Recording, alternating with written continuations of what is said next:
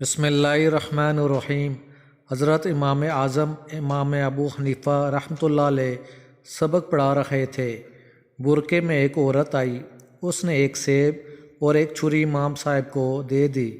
طلبہ بڑے خوش ہوئے کہ بھائی بہت ہی نیک عورت ہے، سیب تو لائی، ساتھ چھری بھی لے آئی تاکہ ہمیں تلاش نہ کرنی پڑے۔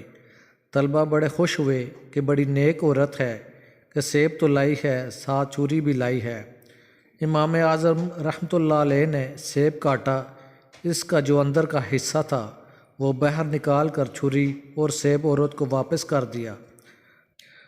اب شاگرد امام صاحب رحمۃ اللہ علیہ کو حدیثیں سنا رہے ہیں کہ حضرت حدیث میں تو آتا ہے کہ ہدیہ قبول کر لینا چاہیے، تو آپ نے تو حدیث کے خلاف عمل کیا۔ اگر آپ کو ضرورت نہیں تھی تو ہم جو یہاں بیٹھے ہوئے تھے اور ہدیے میں سارے شریک ہوتے ہیں، آپ ہمیں دے دیتے۔ امام صاحب رحمۃ اللہ علیہ نے فرمایا، وہ بیچاری تو مسئلہ پوچھنے آئی تھی، آپ یہ حیران ہو کہ مسئلہ کون سا پوچھ کر گئی ہے؟ نہ اس نے زبان سے پوچھا، نہ اس نے زبان سے بتایا۔ فرمایا کہ سیب کے باہر کئی رنگ ہوتے ہیں، کہیں مٹیالہ ہے، کہیں مہندی کا رنگ ہے، کہیں سبز ہے، کہیں سرخ ہے۔ عورت جب ناپاک ہوتی ہے تو خون کئی رنگ بدلتا رہتا ہے۔